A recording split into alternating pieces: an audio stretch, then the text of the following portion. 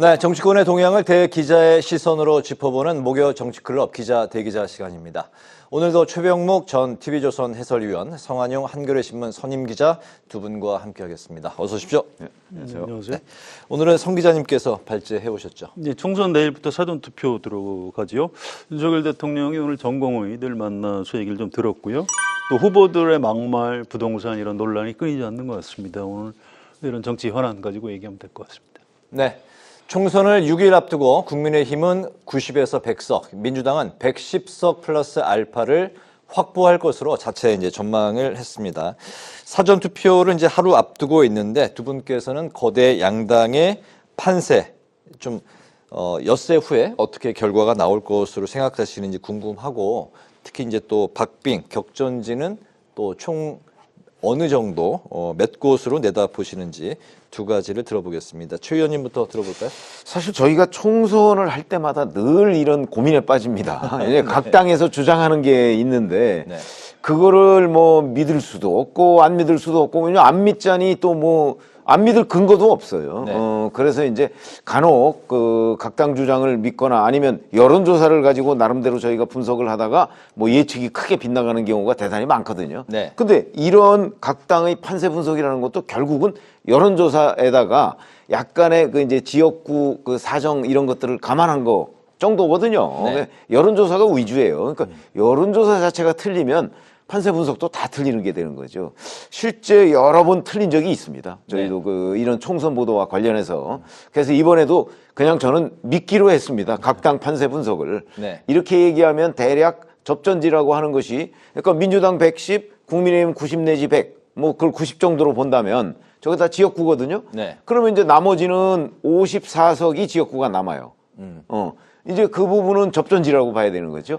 그러니까 접전 지역이 경합 지역이 54, 뭐 요 정도 된다고 보고 비례대표는 이제 여러 뭐 얘기가 나오지만 뭐 기본적으로는 지금 이제 조국혁신당이 워낙 약진을 하고 있는데 뭐 그렇게 해서 한 세 당이 좀 나눠 갖는 뭐 이런 형국이 되지 않을까 봅니다. 네, 민주당과 국민의힘도 현재 그 박빙 혹은 이제 격전지를 50에서 55석 이게 좀 이렇게 비슷하게 나오고 있는 것 같습니다. 네, 뭐 대략 일치하는 것 같습니다. 네. 이제 선거 민심이라는 게요 한꺼번에 이 표출을 하는 거거든요. 네. 그러니까 이게 비유를 하자면 화산 폭발 비슷합니다. 이게 화산 폭발은 과학적으로 잘 예측이 안 돼요. 이게 정확히 용암이 어느 쪽으로 튈지 알 수가 없는 거거든요. 그래서 특히 이제 소선거구제 특성상 총선 결과 예측이 뭐 거의 어렵습니다. 항상 그래서 이변이라고 하는 거고요. 아무튼 양당의 표정을 보면 민주당은 아예 끝까지 방심하면 안 된다. 뭐 이런 메시지고요. 네. 그다음에 국민의힘 쪽은 우리는 할 수 있다. 뭐 이런 얘기입니다. 그래서 민주당 쪽이 좀 유리하구나. 이 양쪽 표정을 보면 좀 짐작을 할 수 있어요. 그런데 하나 좀 조심해야 될 게 이게 그 거의 평생 여론조사만 이렇게 주업으로 했던 전문가가 오늘 아침 신문에 좀 길게 쓴 얘기가 있는데요. 지금 이게 그 안심번호로 하는 여론조사가 많이 늘어나면서 응답률이 좀 많이 떨어지고 있다고 합니다. 그래서 모든 여론조사가 다 지금 여권에 좀 불리하게, 야권에 유리하게 편향성이 좀 있는 것 같다. 이렇게 얘기를 해요. 그래서 지금 뭐 일각에서 얘기하는 뭐 야권 뭐 압승 200석 이런 일이 벌어지지는 않을 것이다. 아무튼 이 분야에서 평생 밥 먹고 산 분이 그런 그 경고를 내놨어요. 좀 조심해라. 뭐 흔히 말하는 보수 차이가 좀 많이 있다는 건가요? 그러니까 여론조사 자체가 지금 야권에 유리하게 결과가 나오게 돼 있다는 겁니다. 구조적으로. 네네. 그래서 이런 부분을 좀 조심해서 봐야 된다. 이런 조언을 했습니다. 또 중요한 것 같고 그런 굉장히 의미가 있는 코멘트인 것 같고요. 격전지 50석 중에는 이제 수도권이 한 30석 정도 된다고 해요. 그런데 여기서는 지금부터 뭐 한 일주일 이내에도 얼마든지 표심이 뒤바뀔 수 있다고 봅니다. 그래서 실제로 네. 지금부터 한 6일 동안 일당 싸움에 따라서 일당이 바뀔 수도 있다. 저는 그렇게 보는 게 맞는 것 같습니다. 앞으로 남은 그 엿새가 또 중요하다. 그렇습니다. 알겠습니다.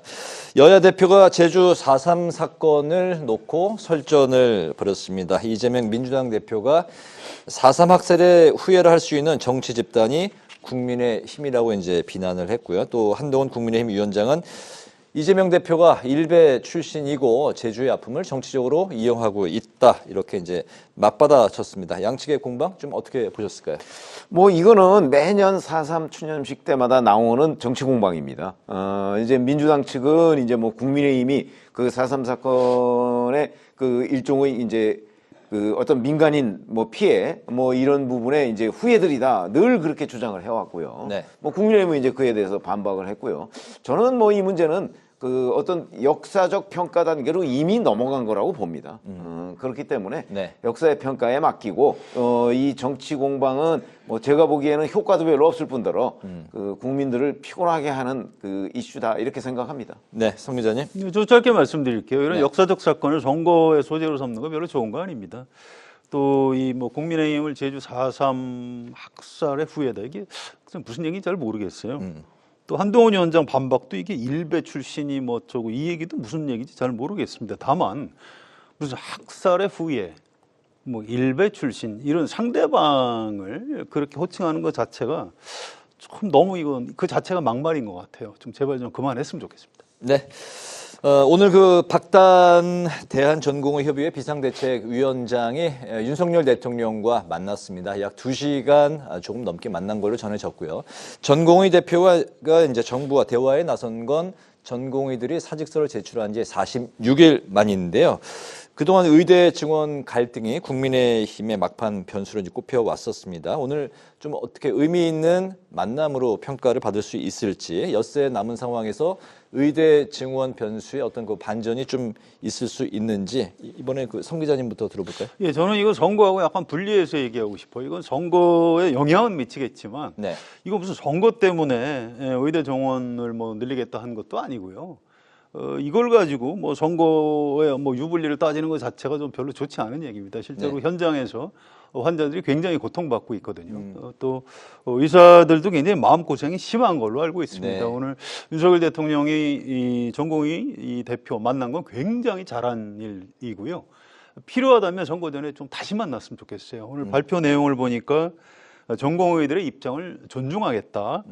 그러니까 그 의사 증원을 포함해서 앞으로 의료 개혁안을 얘기할 때 의료계하고 이제 그런 얘기를 할 때 전공의들의 입장을 존중하겠다. 네. 이 정도면 상당히 윤석열 대통령이 많이 좀 일단 양보한 거거든요. 그래서 이걸 좀 잘 좀 결실을 맺어서 하루라도 좀 빨리 의사들의 진료 거부 사태 좀 중단하고 전공의들이 현장으로 좀 복귀하는 그런 성과를 냈으면 참 좋겠습니다. 총선에도 어떤 유의미한 영향이 있을까요? 물론입니다. 여기서 이렇게 되면 윤석열 대통령이 잘한 거죠. 그럼 당연히 정부 여당이 성과를 냈네.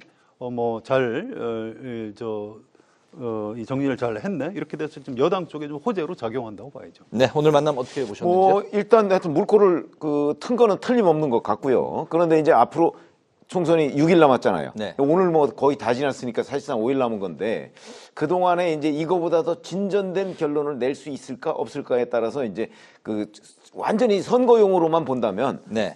득실이 이제 좀 달라지겠죠. 그러나 기본적으로 지금까지처럼 대치 국면은 뭐 거의 이제 그 허물어진 걸로 보인다.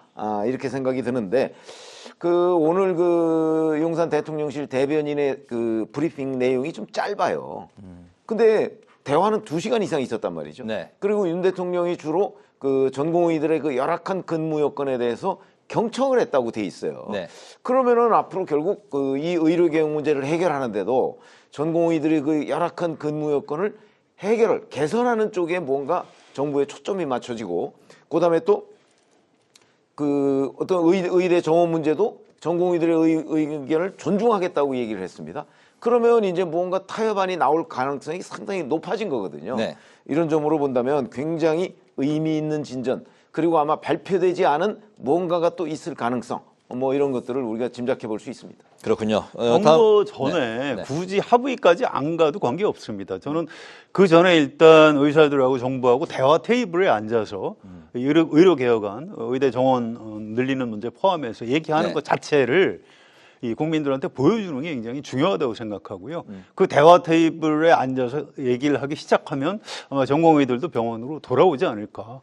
그건 뭐 선거 전이든 후든 관계없이 좀 하루라도 좀 빨리 이루어졌으면 좋겠습니다. 네, 다음은 민주당의 선거 막판 후보자 리스크에 대해서 살펴보겠습니다. 먼저 그 김준혁 후보는 최 의원님께, 그리고 양문석 민주당 후보는 성완용 의원님께 여쭤보도록 하겠습니다. 먼저 김준혁 후보 막말 논란에 대해서 후폭풍이 계속해서 점점 더 거세지고 있는 양상인데요. 여당은 이화 여대생 미군 장교 성상납 발언으로 문제가 된 김 후보를 검찰에 고발하고 또 이제 사퇴를 요구하고 있는 상황인데, 더불어서 또 농지법 위반 혐의도 이제 고발하면서 추가 압박에 나섰습니다. 김 후보, 김준혁 후보, 좀 어떤 결론이 나와야 될까요? 아니 좀 지금 당위성부터 좀 국민의힘이 들어볼게요. 네. 국민의힘이 뭐 김준혁 후보를 고발하고 하는 것들은 사실 뭐 큰 영향이 없어요. 네. 지금 뭐 선거 지금 사실상 닷새밖에 안 남았는데 내일부터 또 뭐 사전 투표가 시작이 그러면 그렇기 때문에 그건 의미가 없는 것 같고,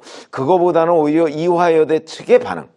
그러니까 무슨 얘기냐면, 자, 조금 전이죠. 5시에 이화여대 학생들과 졸업생들이 규탄 대회를 벌였어요. 네. 그리고 내일은 또 김준영 후보 사무실에 가서 규탄 대회를 한다고 합니다. 이런 것들이 이제 끊이지 않고 앞으로 아마 선거 기간 계속될 가능성이 있고, 네. 이와 더불어서 이 김준영 후보가 이화여대생 성상납 문제만 얘기한 게 아니고, 오늘은 또 뭐 연산군 뭐 이런저런 얘기를 했어요.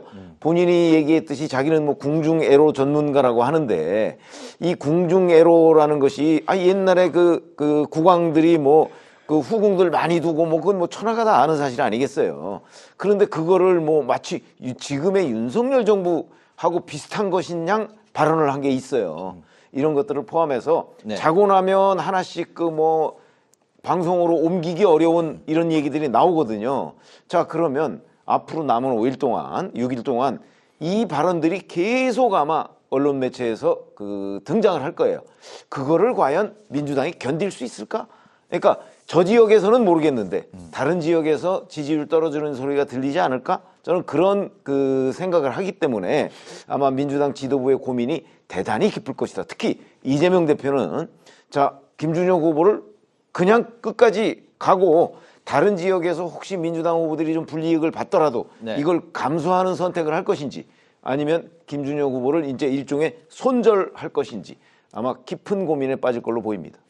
양문석 민주당 후보의 편법 대출 의혹을 조사하고 있는 새마을금고가 오늘 위법 부당 행위를 발견했다, 이렇게 이제 발표를 했습니다. 양문석 후보는 돌파할 것이고 기회를 달라 재차 거듭 호소하고 있는 상황인데요. 금감원까지 이제 나선 상황이고, 이런 뭐 민주당은 금감원이 선거 개입을 했다, 뭐 이렇게 또 이제 비판을 한 상황입니다.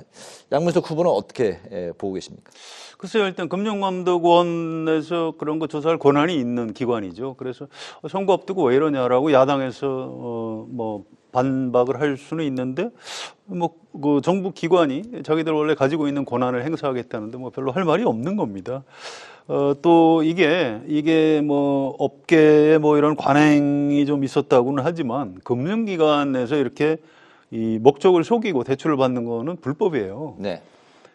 또 이제 나중에 저 양문석 후보 해명이 이거 새마을금고에서 그렇게 하라고 해서 뭐 내가 했다 이런 뭐 설명을 하던데, 그럼 그렇게 권고한 새마을금고 쪽 책임자들도 이 처벌 대상인 겁니다. 그래서 뭐 이건 뭐 본인은 억울할 수 있어요. 뭐 남들 다 이렇게 편법으로 하는데 왜 나만 뭐 그러냐, 문제를 삼냐, 이렇게 할 수 있는데, 네.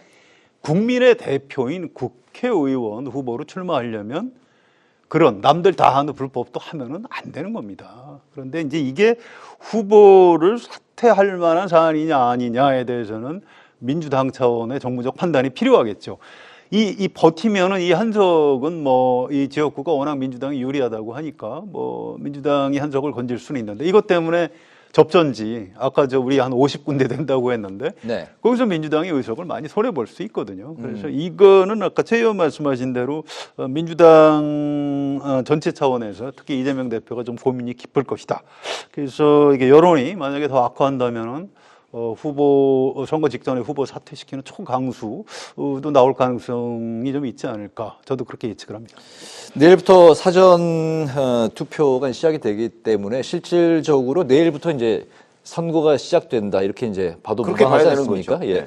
그 김준혁 후보, 양문석 후보, 그 민주당이 어떤 결단을 어떻게 결론을 내릴 것으로 보십니까? 글쎄, 저는 이제 지금 뭐 양문석 후보의 경우는 이제 사실은 본인은 편법이라는 걸까지만 시인을 했잖아요. 네. 근데 이제 금융감독원과 새마을금고중앙회에서 아니다, 이건 불법이다, 이렇게 얘기를 했거든요. 구체적으로 그 이제 5억 원어치의 물품 구입을 했다 이랬는데 네. 그게 가짜다, 뭐 이런 내용이거든요. 그 발표 내용에 보면 그런 게 있어요. 네. 확인을 했다고 합니다. 그러면 이제 그건 명백한 불법이에요. 그러나 이제 금융감독원이나 뭐 새마을금고중앙회에서 바로 이거를 뭐 어떻게 사법 처리를 할 수는 없는 거잖아요. 그래서 이제 형식상 이제 수사기관에 넘겼다 이렇게는 되지만 네. 일반 국민들 입장에서 본다면 그냥 단순한 의혹 차원을 이제 확실히 넘어갔어요. 관계 당국이 확인을 한 사실이기 때문에 네. 그렇다면 이제 그 수사를 받는 거는 뭐 불가피한 거고 그 수사가 뭐 사기죄가 될지 뭐 업무방해죄가 될지 사문서 위조 뭐 이런 게 다 될 가능성이 있거든요. 그렇게 되면 그런 그 사람을 아무리 뭐 민주당 초강세 지역이라고 할지라도 과연 뽑을 수 있을 것인가 하는 부분에 대해서 정말 깊은 고민. 그러니까 이거는 이재명 대표만이 할 수 있는 고민이에요. 왜냐하면 그럼에도 불구하고 뭐 안산갑이라는 데가 전해철 의원을 그 경선에서 떨어뜨리고 공천한 곳인데 네. 친명을 공천한 곳인데 나의 명분이 얼굴이 안 선다. 그러니까 친명을 계속 그 출마시키자. 뭐 그런 판단을 할 수도 있고. 네. 그렇지 않고 아까 말씀하신 대로 바로 다른 지역에 미칠 영향 뭐 이런 것들 때문에 도저히 안 되겠다. 그래서 이쯤에서 접자 이런 판단을 할 수도 있는데 저는 제가 그냥 개인적으로 보기에는 네. 아마 그냥 손절. 왜냐하면 다른 지역에 미칠 영향 뭐 이런 것들 때문에 네. 그 가능성이 저는 더 높다고 봅니다. 손절의 가능성이 높다. 네. 그래서 그건 잘 모르겠습니다. 오늘 밤이라도 뭐 어떻게 할지 지켜봐야 되고요. 이게 이재명 대표 만약에 손절을 한다면은 타이밍은 오늘 아니 아니, 될까요? 그렇지도 않습니다. 그렇지도 그거 않죠. 예, 사전 선거 끝난 다음에 뭐 본선거 네. 투표 전에 할 수 있는 거예요. 뭐 대한민국은 무슨 일이든 벌어지는 나라. 네네. 그런 나라입니다. 그런데 이게 이재명 대표로서는 이런 곤란함이 있을 거예요. 이게 그 권리당원들 또 여론조사 이렇게 경선을 해서 이긴 후보들이거든요. 그 민주당 공천 과정을 이재명 대표가 이건 공천 혁명이다 이렇게 평가를 했어요. 그래서 이거를 당원들하고 지지자들의 선택을 또 이재명 대표 입장에서는 다시 번복하는 그런 문제가 좀 있습니다. 그래서 뭘 밖에서 보기에는 이거 다 이재명 대표가 공천한 거 아니냐 이렇게 보겠지만 그렇지는 않거든요. 민주당 안에 어떤 경선을 통해서 물론 뭐 감점 이런 걸 받고 이제 박광원 의원이 경선에서 직인을 네. 했지만 어쨌든 그런 절차를 밟았습니다. 그래서 이재명 대표로서는 그 공천 절차에 관한 문제하고 아마 같이 좀 생각을 해야 되지 않을까. 그래서 이게 쉬운 결정은 아닐 것이다 이런 생각이 듭니다. 그러니까 기본적으로는 아마 이제 양문석 후보의 경우에는 발표가 났으니까 네. 난 이후의 여론 추이 뭐 이런 걸 이제 생각을 하게 될 거고요. 김준혁 후보의 경우에는 지금 여론의 흐름이 김준혁 후보는 사실 이 문제가 불거진 지 얼마 되지도 않았어요. 네. 그래서 급격히 악화되고 있는 거거든요. 그래서 이 여론 추이가 어떻게 전개가 되느냐 아마 그걸 중심으로 저는 판단을 할 거라고 봅니다. 좀 짧게 들어보겠습니다. 만약에 손절이라는 표현 쓰셨는데 손절을 한다면 두 후보 동시에 할 것이다 아니면 한 명으로 갈 수도 저는 뭐 동시에 할 거라고 봅니다. 만약 하게 된다면. 알겠습니다. 오늘 마지막 이슈는 시간 관계상 짧게 좀 들어볼까 하는데요. 계속해서 치고 올라가고 있는 조국 혁신당 이야기입니다. 조국 대표가 제7공화국 건설에 온 힘을 쏟겠다 이렇게 밝혔고 또 한동훈 김건희 여사 특검법도 준비가 됐다. 열석 플러스 알파가 가능할 것 같다 이렇게 의지를 밝혔습니다. 비례가 이제 올해 한석 줄어서 46석이 됐는데 46석 중에서 과연 조국 혁신당이 몇 석을 가져갈 것인지 마지막으로 두 분의 생각 들어볼까요? 일단 뭐 특검법은 민주당에서도 하겠다고 한 거기 때문에 네. 그건 할 수 있을 겁니다. 그런데 이 제7공화국 건설 이건 이제 개헌을 하자는 얘기인데 개헌을 하려면 대적의원 3분의 2가 찬성을 해야 돼요. 그러니까 네. 200명 이상이 찬성을 해야 됩니다. 그래야 또 국민투표까지 거쳐야 되고요.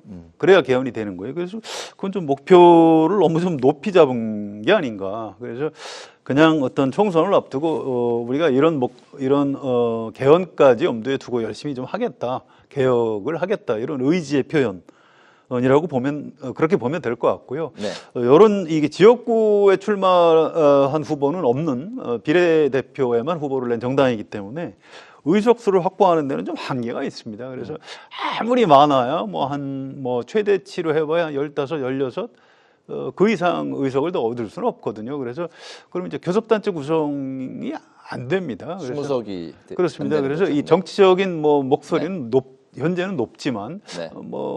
또 총선 끝나고 모르겠어요. 다른 군사정당 끌어들여서 교섭단체를 만들 수도 있으니까요. 좀 더 지켜봐야 되는데 아직은 그렇게 어떤 자신감의 표현이다 이렇게 평가하는 게 맞는 것 같습니다. 네. 저도 대체적으로 정치 공세다 다 이렇게 파악하고 있습니다. 그렇기 때문에 조국혁 신당이 이제 몇 석을 얻을 것이냐. 근데 지금 아마 본인들은 굉장히 꿈에 부풀어 있는 걸로 보이는데 네. 저희들의 경험으로 보면 그래도 마지막에 그래도 이제 이른바 민주당이 몰빵론을 얘기하고 있기 때문에 민주당 쪽으로 가는 게 조금 더 많지 않을까. 그러니까 저는 조국혁 신당의 비례대표 이 지지율에는 약간의 거품이 있다고 봅니다. 그래서 지금 빠질 거라고 보시는 지금 아마 네. 조금 민주당 쪽에 오히려 저는 밀릴 가능성이 있다 이렇게 판단합니다. 예상 의석수는 그러니까 예상 의석수가 저는 진짜 본인들 말대로 10석 플러스 네. 알파 정도 10석 정도에 그치지 않을까 봅니다. 네, 오늘 한 줄 논평 들으면서 마무리하겠습니다. 네, 최 의원님. 지금 저희가 사실 몇 석이냐 이런 얘기를 굉장히 많이 했죠. 그게 여론조사를 근거로 그 수치 전망하시는 걸 별로 안 좋아하시는데 여론조사를 근거로 하는 건데 네. 많이 틀렸다고 제가 늘 말씀을 드리지 않았습니까? 그래서 제가 오늘 한 줄 논평은 총선 예측은 그냥 예측일 뿐이다로 하겠습니다. 네, 성 의원님. 예, 선거 앞두고 양당이 지금 너무 흥분 상태예요. 당연하기도 합니다만 이럴 때일수록 좀 선거 이후에 네. 좀 생각을 해야 될 것 같습니다. 총선에서 이기면은 국회의석 전부 다 300석 가져가는 거 아닙니다. 그래서 어차피 21대 국회 임기 말까지 또 다른 법안 처리도 해야 되고요. 또 22대 국회의원 임기가 시작되면 곧바로 22대 국회 전반기 원구성 협상을 해야 됩니다. 그래서 네. 다시 여야가 좀 대화를 하고 정치를 복원해야 되는 시간이 다가오고 있습니다. 오늘 한 줄 논평은 선거 끝나면 다시 정치의 시간이라고 하겠습니다. 그렇군요. 오늘 목요 정치클럽 기자 대기자 지금까지 최병묵 전 TV조선 해설위원 성한영 한겨레 신문 선임 기자 두 분과 함께 오늘의 전국 현안을 살펴봤습니다. 말씀 잘 들었습니다. 감사합니다.